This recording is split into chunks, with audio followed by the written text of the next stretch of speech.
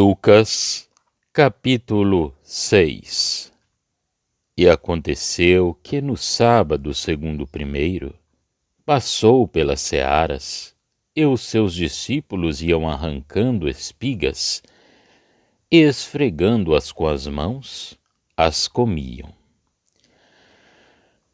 E alguns dos fariseus lhes disseram: Por que fazeis o que não é lícito fazer nos sábados?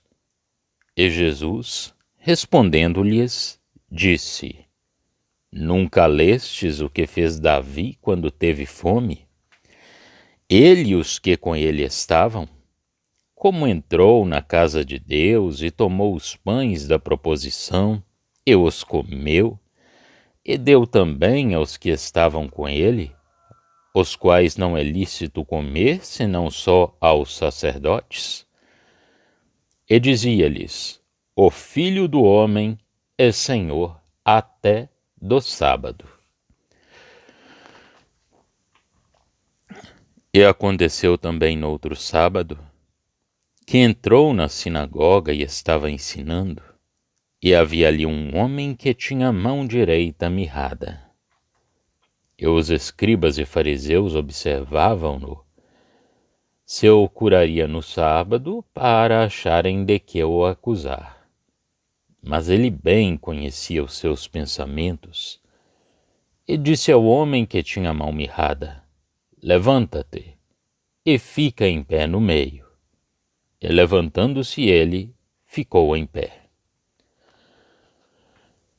Então Jesus lhes disse: Uma coisa vos hei de perguntar.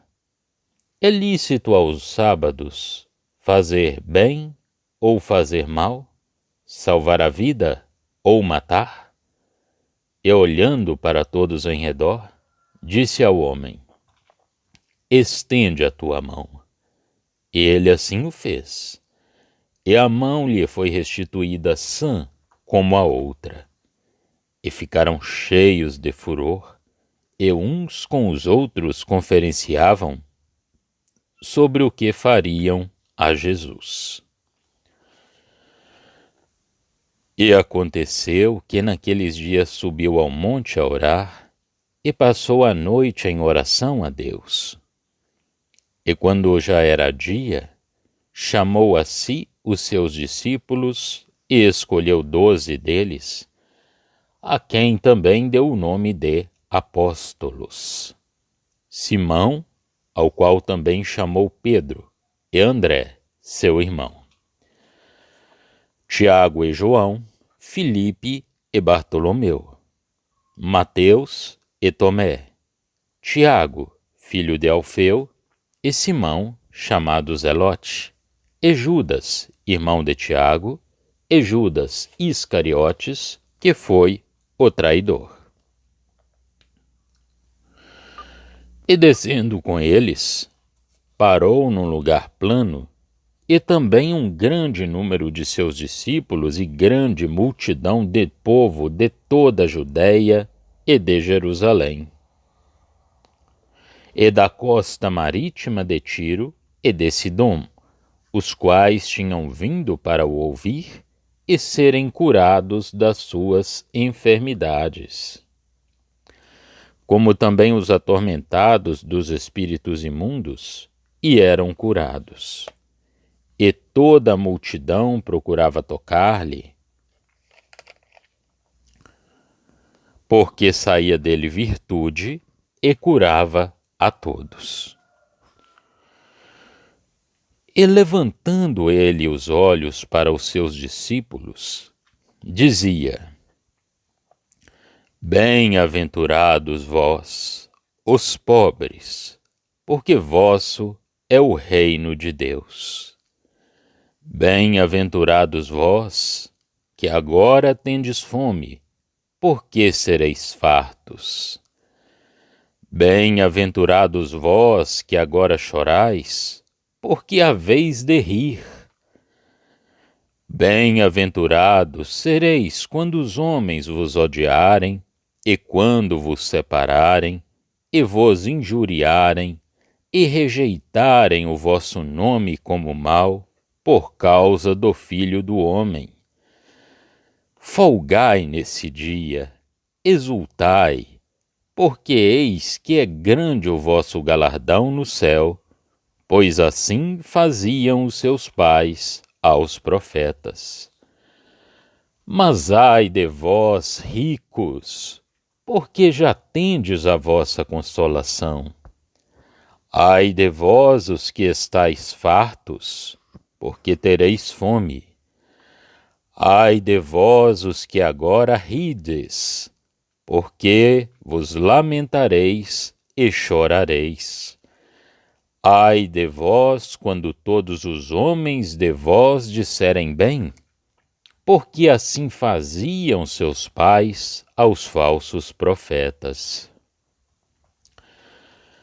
Mas a vós, que isto ouvis, digo: amai a vossos inimigos, fazei bem aos que vos odeiam, bendizei os que vos maldizem, e orai pelos que vos caluniam.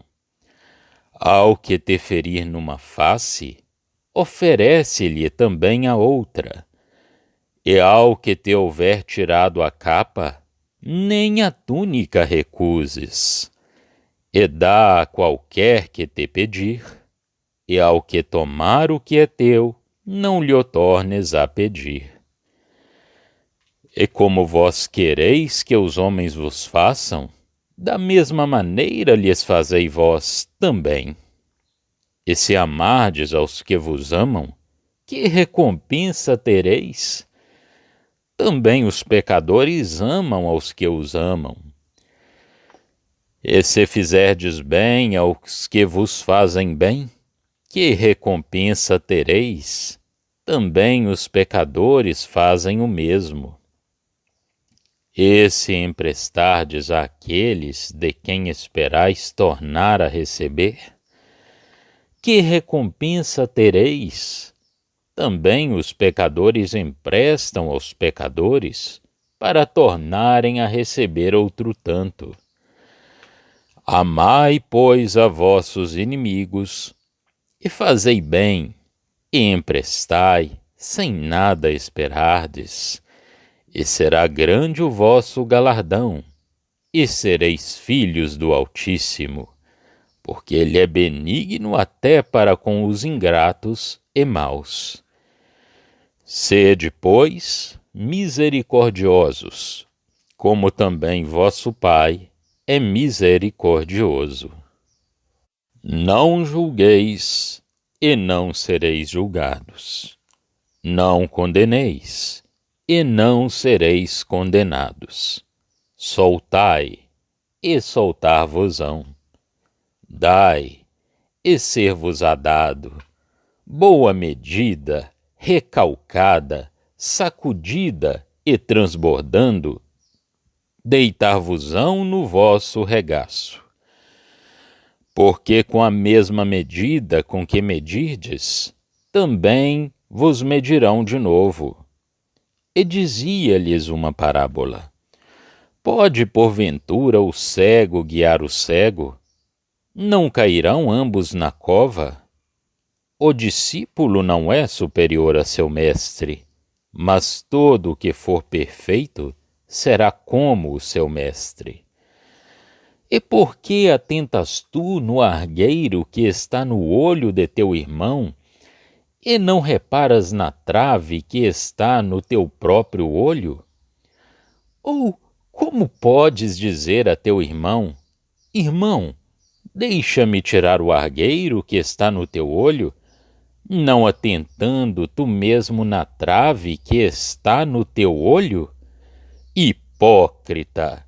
Tira primeiro a trave do teu olho, e então verás bem para tirar o argueiro que está no olho do teu irmão. Porque não há boa árvore que dê mau fruto, nem má árvore que dê fruto bom.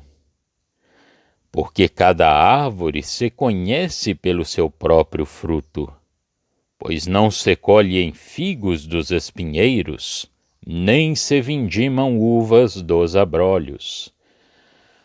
O homem bom, do bom tesouro do seu coração, tira o bem, e o homem mau, do mau tesouro do seu coração, tira o mal, porque da abundância do seu coração fala a boca. E por que me chamais, Senhor, Senhor, e não fazeis o que eu digo? Qualquer que venha a mim e ouve as minhas palavras e as observa, eu vos mostrarei a quem é semelhante. É semelhante ao homem que edificou uma casa e cavou e abriu bem fundo e pôs os alicerces sobre a rocha. E vindo a enchente, bateu com ímpeto a corrente naquela casa e não a pôde abalar, porque estava fundada sobre a rocha. Mas o que ouve e não pratica é semelhante ao homem que edificou uma casa sobre terra, sem alicerces, na qual bateu com ímpeto a corrente e logo caiu, e foi grande a ruína daquela casa. Lucas, capítulo 6. As narrativas que se encontram aqui, nos versos 1 a 10, e a que já fizemos referência, abordam a mesma verdade sob um ponto de vista muito importante. O sábado era o sinal da aliança entre Deus e Israel, o descanso depois do trabalho concluído. Os fariseus censuravam os discípulos do Senhor por debulharem espigas com as mãos para comerem os grãos. Mas também um Davi rejeitado ultrapassara as barreiras da lei, quando as suas necessidades o exigiram. Logo que o ungido de Deus foi rejeitado e posto fora, todas as coisas se tornam, por assim dizer, comuns. O filho do homem, filho de Davi, rejeitado, como filho de Jessé, rei eleito e ungido, era senhor do sábado. Deus era senhor do sábado, pois fora ele que estabelecera essa ordenança. Ele a tinha estabelecido, e por ocasião da sua presença em graça, a obrigação do homem cedia perante a soberania de Deus, e o Filho do homem ali estava com os direitos e o poder de Deus. Que fato tão maravilhoso! E nem o poder de Deus, presente em graça, deixava subsistir a miséria, porque aquele era o dia da graça. Era pôr de lado o judaísmo, pois Cristo era a manifestação de Deus em graça para com os homens. Este ponto é muito importante. Ter parte no descanso de Deus é o privilégio distintivo dos santos, do povo de Deus.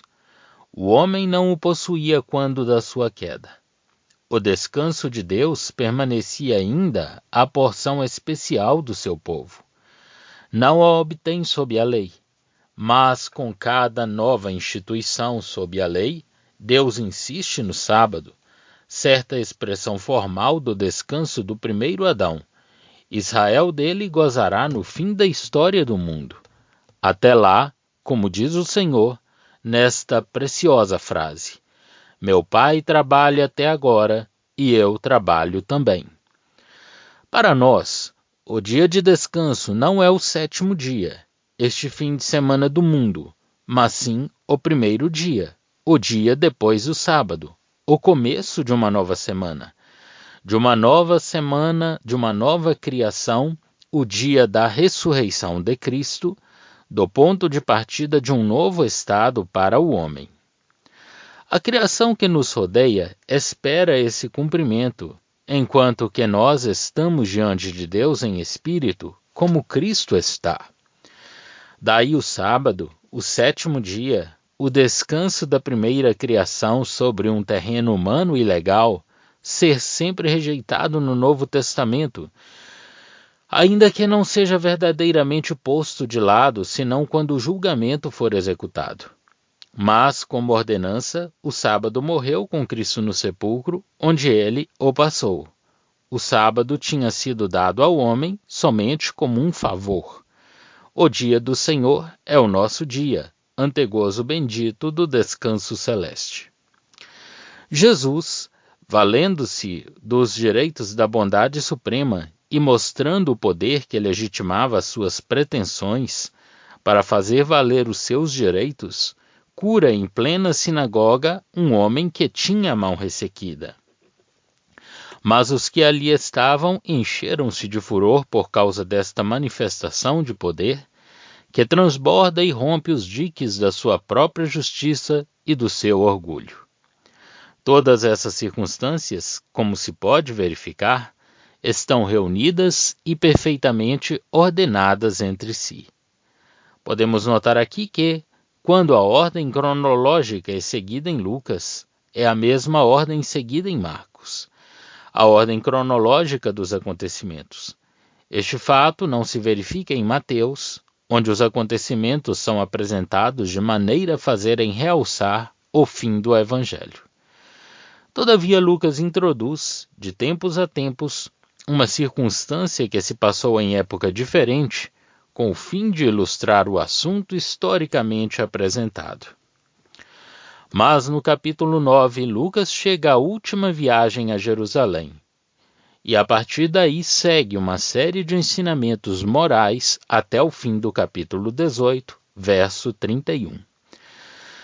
Se não todos, pelo menos na sua maior parte, esses ensinamentos foram, sem dúvida, dados durante o período da viagem, mas têm pouco a ver com as datas.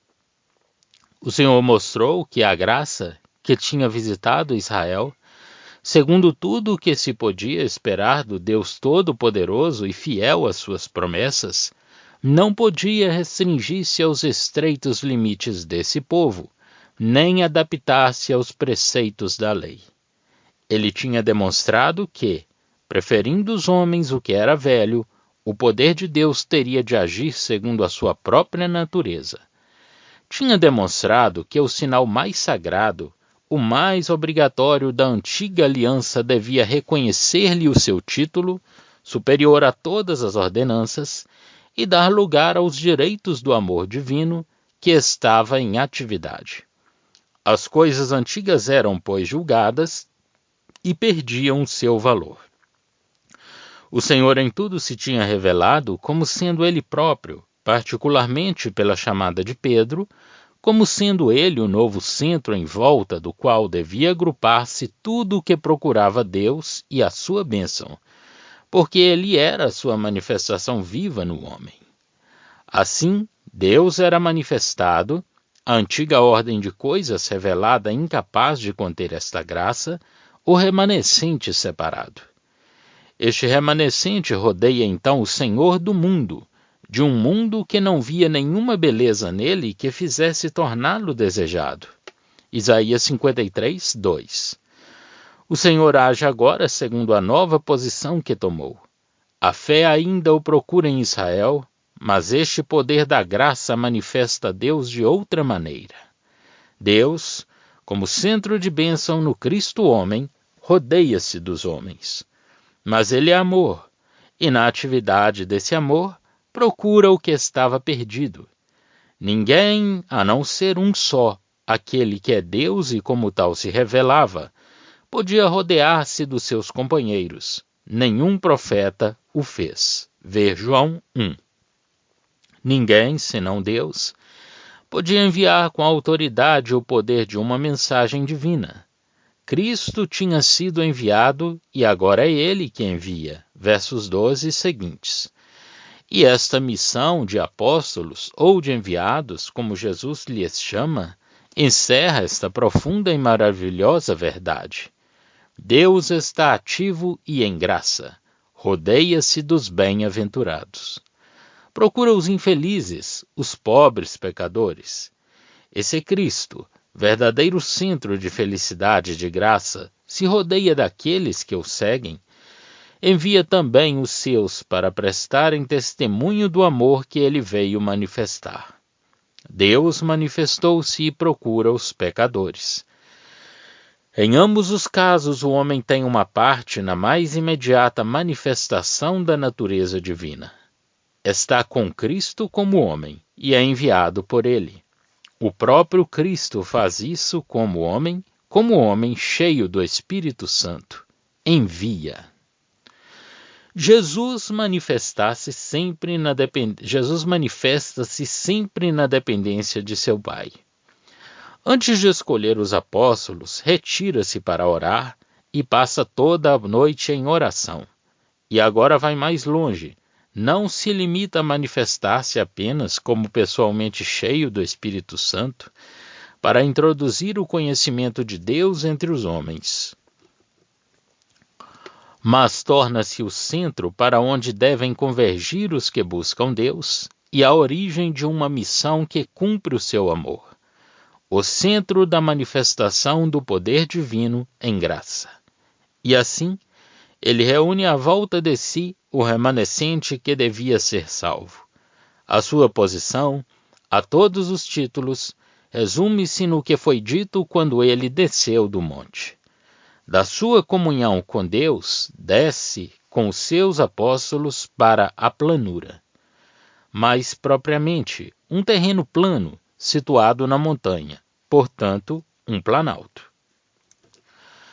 É então rodeado por muitos dos seus discípulos e em seguida por uma grande multidão de povo, atraída pela sua palavra e pelas suas obras. Verso 17.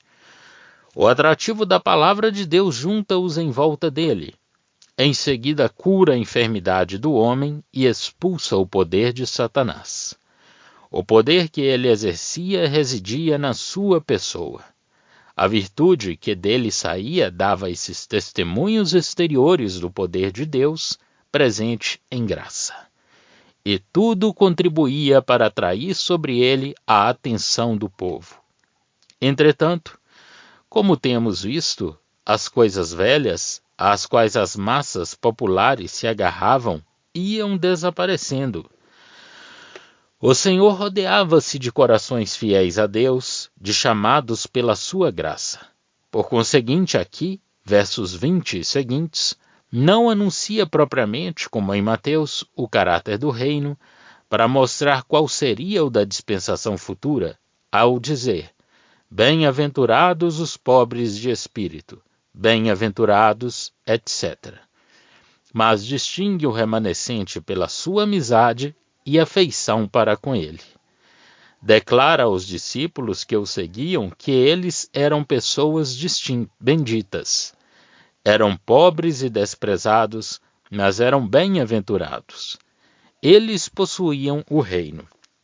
Isto é muito importante, porque o Senhor separa o remanescente e põe-no em relação consigo próprio para receber a bênção, e descreve, de maneira notável, o caráter daqueles que são assim abençoados de Deus. O sermão do Senhor divide-se em várias partes, como segue, versos 20 a 26, contraste entre o remanescente manifestado pelo fato de os que o formavam serem feitos seus discípulos e a multidão que se contentava com o mundo. O Senhor acrescenta um aviso àqueles que ocupavam a posição de discípulos e que, nessa posição, ganhavam o favor do mundo. Ai deles!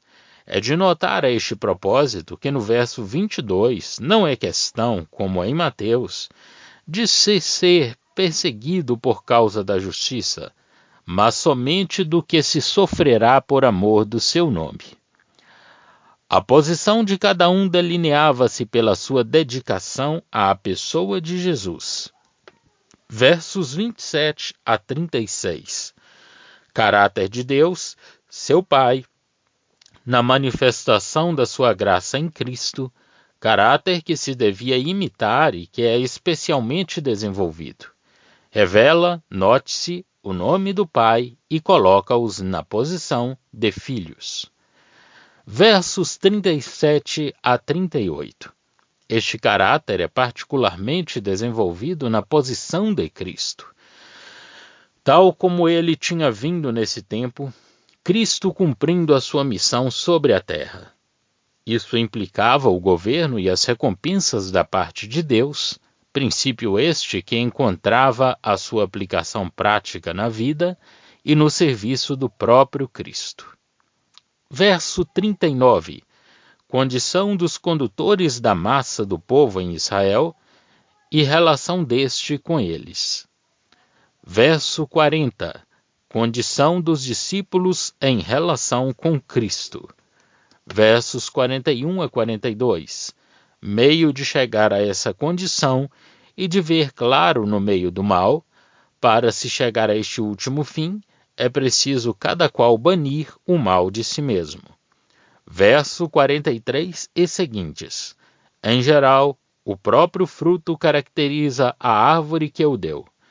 Tratava-se não apenas de rodear Cristo para o ouvir, mas sim de que Cristo tivesse para o coração do homem um valor tal que os motivos que retinham o coração fossem inteiramente suprimidos e que se pusesse em prática o que ele dizia. Em resumo, nestes capítulos 5 e 6, Cristo atua num poder que expulsa o mal, porque o encontra e porque ele mesmo é bom. Só Deus é bom. Jesus atinge as consciências e chama as almas em volta de si.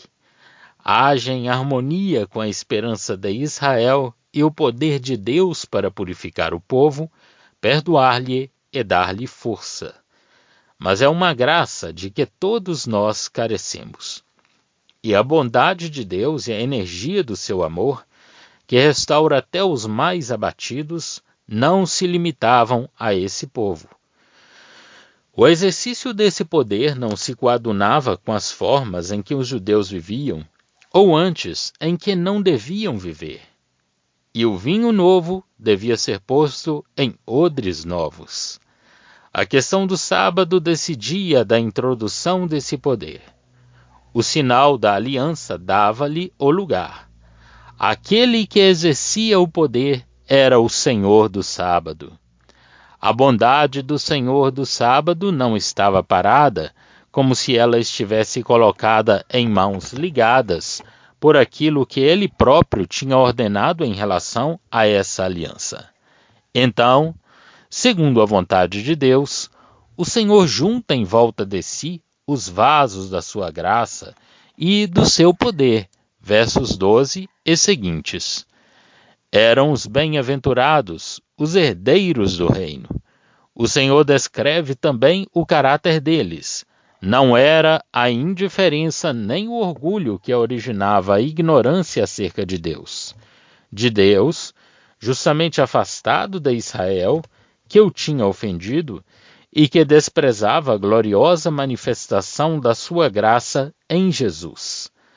Os discípulos partilhavam a vergonha e a dor que um tal estado do povo de Deus devia produzir naqueles que tinham parte nos pensamentos de Deus. É para eles uma glória o fato de serem odiados, proscritos, amaldiçoados por amor do Filho do Homem que tinha vindo para levar as suas misérias. Eles terão parte na glória, quando a natureza de Deus se glorificar, fazendo tudo segundo seus pensamentos. No céu já não serão odiados. Lá terão a sua recompensa, e não em Israel. Os seus pais fizeram o mesmo aos profetas.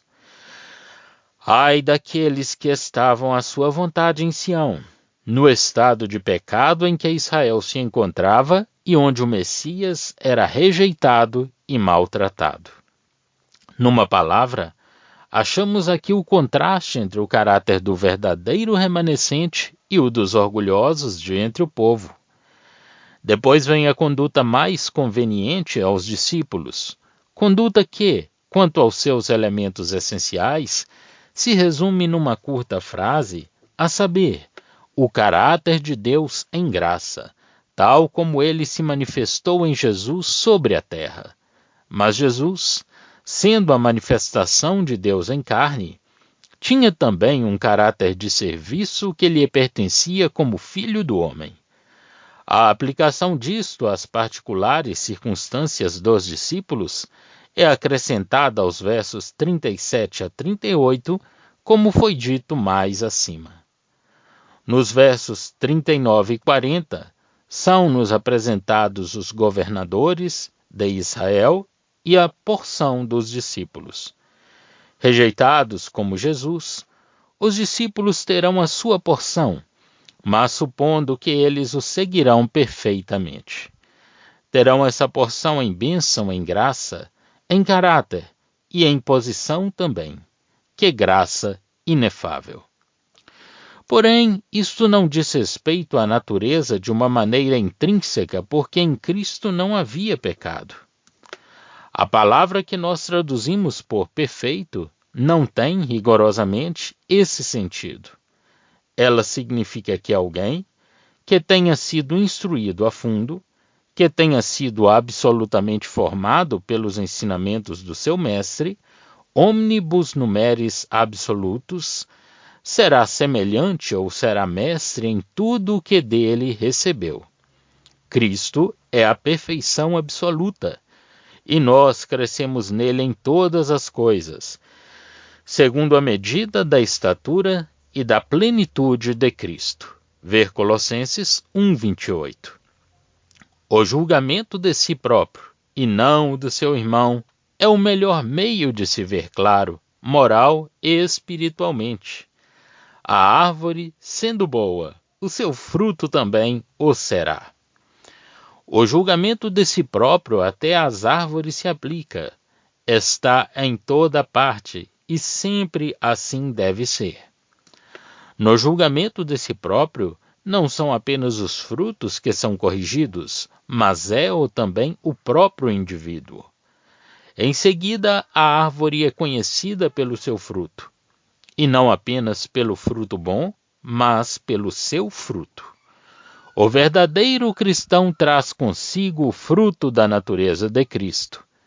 Mas é necessário recordar que se trata do fruto do coração e da obediência prática e real.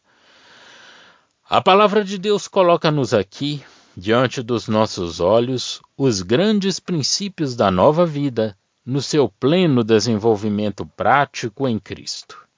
É a coisa nova, o gosto é o caráter do vinho novo, o remanescente assimilado a Cristo, a quem seguia, a Cristo, o novo centro do movimento do Espírito de Deus e do chamamento de sua graça.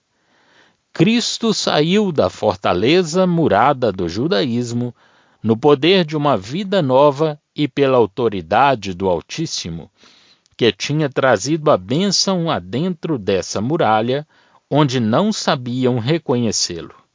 Saiu, pois, dali, quanto aos princípios dessa vida que ele anunciava, mas, historicamente, fazia ainda parte do sistema que ali estava encerrado. Já estão disponíveis para leitura os comentários do Novo Testamento e do Antigo Testamento de João Nelson Darby. Estão nos formatos de livro, e-book, também aplicativo para o celular Android. Visite o nosso site www.palavrasdoevangelho.com.